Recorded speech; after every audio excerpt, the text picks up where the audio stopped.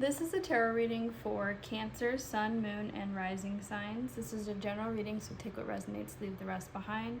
For the month of February, your overall energy is action leads to success. This oracle card, actually Gemini got this card as well. This oracle card is all about taking action to get what it is that you want, fully submitting to your desires, and really acting and being an initiator, acting on that inspiration, not just sitting around wishing things would happen for you, taking inspired action, but also taking action that's aligned with your highest self and the highest good of all beings. Because if you are trying to accomplish something based on selfishness and wanting to get things for yourself, wanting something that can hurt others, you will create your own hell on earth. Humans have the ability to create heaven or hell on earth, and you will create hell for yourself if you are trying to act out of selfish, negative, toxic desires. But it looks like you have the ability to be successful with what it is that you want to create. Just make sure that you're acting in an aligned way when you're trying to create that for yourself. If you are choosing to take actions that are for the betterment of yourself, for the people in your life, if you have true intentions, if you're really trying to create happiness and you're just, you have true good intentions for what it is that you're trying to create, this card is saying that you will be successful. You just need to be an initiator. You just need to take the actions. You need to not just have wishful thinking that things will just happen for you. You actually have to take the actions to get what it is that you want. Being courageous. I already have cut and shuffled these cards, so we're going to get straight into the tarot. We're going to look at what your obstacle, your weakness, your strength, and what attitude you can move forward with in the month of February. So let's look at what your obstacle is. Cancer, Sun, Moon, and Rising signs for the month of February.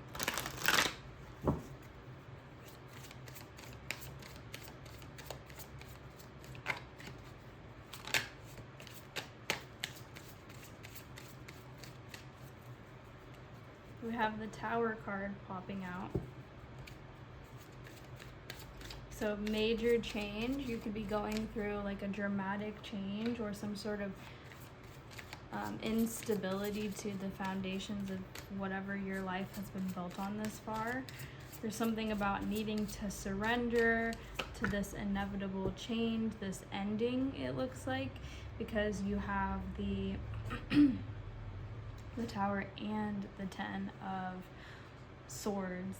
I'm pretty sure that either Aries or Taurus also had these, but in reverse as their obstacle. So right now there's some sort of ending that has come after like some sort of instability or some sort of sudden change. And the reason that Tower moments come into our life, they're inevitable, and it's divine intervention. There's a crown for your crown chakra. It's like an awakening. It's like divine intervention. The natural forces. There's lightning. It's like a natural divine intervention that has happened so that you have to surrender to whatever this change is, because you ignored the unstable foundations for too long, and now those foundations are crumbling and everything's coming down with them and everything's changing and everything feels chaotic and fresh and new. And as humans, you have the tendency to resist this kind of change. But I would say that will only cause more pain. You need to be like the people in this image and really just jumping out of the burning, destroyed building and surrendering to the inevitable change that's happening. And whatever this is, it's going to be painful, but just remember that this pain that you're feeling is from your own thoughts, from your own perception, from the communication. Maybe like people are saying things that are hurting you, or you're thinking thoughts that are hurting you. This is also saying that the thoughts that you're having about the situation are more painful and traumatic than the actual situation itself. A lot of the times when something inconvenient or stressful happens or a big change is happening, the anticipation and the worry and overthinking that we have around that, we just keep going over the event over and over and over and over again. We just keep thinking about it over again and dissecting it and analyzing it and blah blah blah blah blah. It's like that is more painful, and reliving it through communicating about it is more painful than the actual thing that happened. It's like, it's not that serious. Whatever happened is shaking your foundation. It is changing things for you. It was divine intervention, and it is like a overall life theme that you're experiencing right now, a lesson that you're experiencing right now that's like a major one, but it's not that serious. It's not enough. It's not something that you need to sit there and overthink and overanalyze and talk about and stress about how painful and bad it was. That's not going to help you. You need to be able to surrender to this process and understand that that was the final straw. This is the final thing. This is the last thing. And now you're able to move forward. Let's go ahead and look at what your weakness is in this situation. What's your weakness? What are you not paying attention to? Overthinking, anxiety, not sleeping well. You are really paying attention to the wrong things, and you're also, because you're overthinking everything, you're blocking yourself from these opportunities to emotionally connect to other people or to have some sort of emotional fulfillment. It's like whatever this situation was, this ending that's happening, this painful, crazy chaotic thing that's changing and happening, it's opening up an opportunity for you to have emotional fulfillment in some way. But you're blocking yourself from being able to see that for what it really is, because you just want to keep overanalyzing it. And I know that you're not trying to do that. I know that that is not something that like any human being is like, yes, I love to overthink and stress, but it's like, it is a choice to an extent. And it's like, okay, when you're going into that turmoil, how can you get yourself out of that? And I think that the answer would be to focus on what you're grateful for, what you do have to be grateful for, focusing on your relationship with yourself, healing yourself, self-love. The Ace of Cups is a cup that is overflowing. It's so overflowing that it's able to fill back into the pond.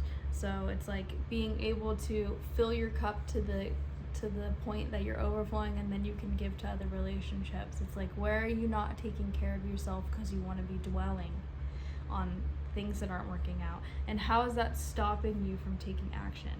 Are you creating hell on earth for yourself through your overthinking and worrying and maybe negative communication or identification with like this negative narration of your life, this negative story that you have of whatever this tower moment was and this ending, and now I'm so negative and I have all this negativity and I can't even see or pour into myself and take the action I need to take. I'm just like creating this over and over and over again for myself. That is your weakness. Let's go ahead and look at your strength in this situation. What is a strength that you can call upon? What's something that you need to be reminded of about yourself? What is your strength? Cancer, sun, moon, and rising signs.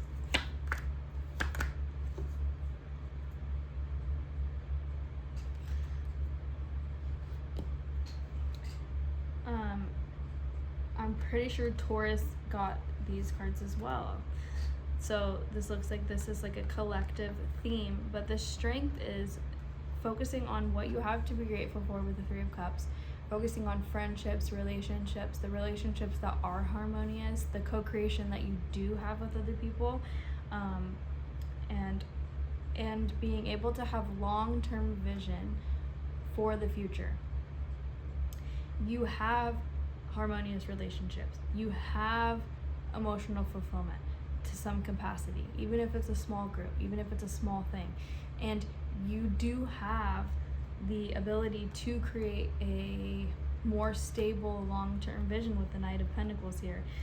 You just need to understand and appreciate the fact that good things come with time. I think that maybe because of the Tower moment, you're kind of starting over, or you're rethinking everything. Your perception of everything has changed, and now you're like mentally stuck because you're like, I don't understand how I was doing things this way before, or something to that effect. And it's stopping you from taking action, or you're creating your own worst nightmare because you're trapped in this repetitive loop of negativity. So these cards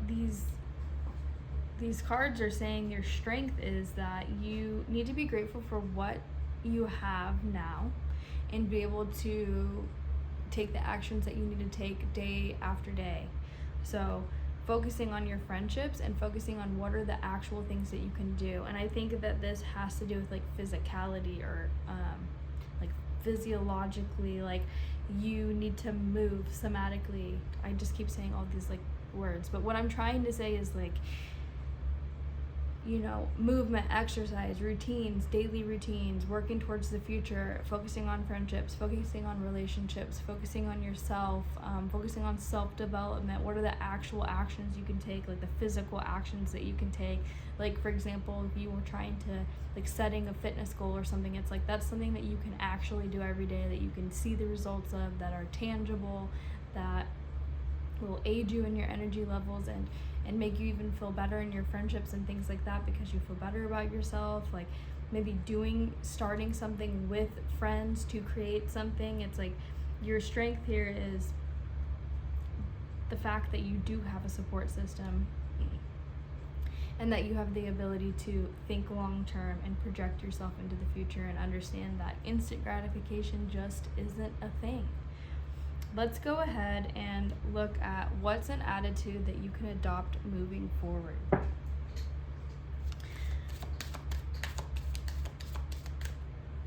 What's an attitude that you can adopt moving forward? Ace of Cups, love, compassion, creativity, new feelings, spirituality, intuition, overflowing, so self-love. The Ace of Cups always reminds me of like self-love, like just filling your cup to the point of being able to pour into other people. You also have the High Priestess, so intuition, knowledge, sacred knowledge, the subconscious, and then being able to be financially independent but also enjoy the fruits of your labor, or whatever that is. So like even if it's like a fitness goal, being able to see and look in the mirror and love who you see. So an attitude that you can adopt moving forward is, I'm going to pour into myself, and I'm going to listen to my intuition because I know what feels good and what doesn't feel good, thoughts included. If a thought is minimizing you and making you feel small, then it's not true. You don't need to identify with it. You don't need to think it till you're black, till you're black and blue in your mind, like speaking it until you're black and blue to yourself. And enjoying what you do have, enjoying how far you have come, enjoying yourself, and your, take yourself to do something, reward yourself in some way. And that doesn't have to be like financially, you don't have to go spend money, but it's like, I'm gonna like wear the clothes that make me feel good, and I'm going to, go do something physical that makes me feel good, that I have the ability to do because I've accomplished this, or that. It's really just self-love, listening to your intuition, and then being able to enjoy, how far you've come and what you have now. The High Priestess is somebody who has been initiated through the rites of passage to have access to the sacred knowledge, to have access to what's behind the veil. Only she can have access to this because she's went through the duality. She's went through the initiation process, the rites of passage that everyone experiences. The major arcana is like the hero's journey. It's like the archetypes of the hero's journey. So the High Priestess is the initiated, feminine energy, sacred knowledge. you know, you've been through this tower moment and all this chaos and this ending, so that you have the ability to, you know, move forward and help other people along with you. It's like, you know what to do now. You just need to listen to yourself. I think a lot of the times too, we kind of like look outside of ourselves for the answers. Like, you know, if you're just sitting there watching tarot readings, or you know, talking about things with venting to friends, or complaining about your life in your journal entries, or, you know, it's like, you have to, if you're asking all these other people for advice, or seeking advice, seeking gratification through external sources, you will never find the real answers that you need, because only you know them. Tarot can only take you so far. Tarot is just a reminder of what you already know. So it's like the answer was within you all along. That's why it resonates. That's why you can find resonance in what I'm saying, because you know the answers of yourself. You know what to do. You know what feels true, and what's really resonating with you and what's not. And so when you're having these negative thoughts that stop you from taking action, you know that they aren't real, and you know that it's stopping you. So it's like listening to your intuition and finding the answers too from within. So meditation, a lot of the time with meditation, you could set an intention, or just ask yourself, like, what do I need to know? And then just close your eyes and sit there and be quiet for 20 minutes. And you will have answers come into your mind. It might not be what you want to hear. It might not be what you want to do, but there are answers. I've done that many times, where I keep getting this thing that I know I need to do, and I just don't do it. And it's like, not listening to your intuition is going to backfire on you. So yeah, and then just being confident in yourself, because you do have a lot of accomplishments to fall back on. You're an independent person. You've created a lot for yourself, and you need to be able to look at that and feel good about that.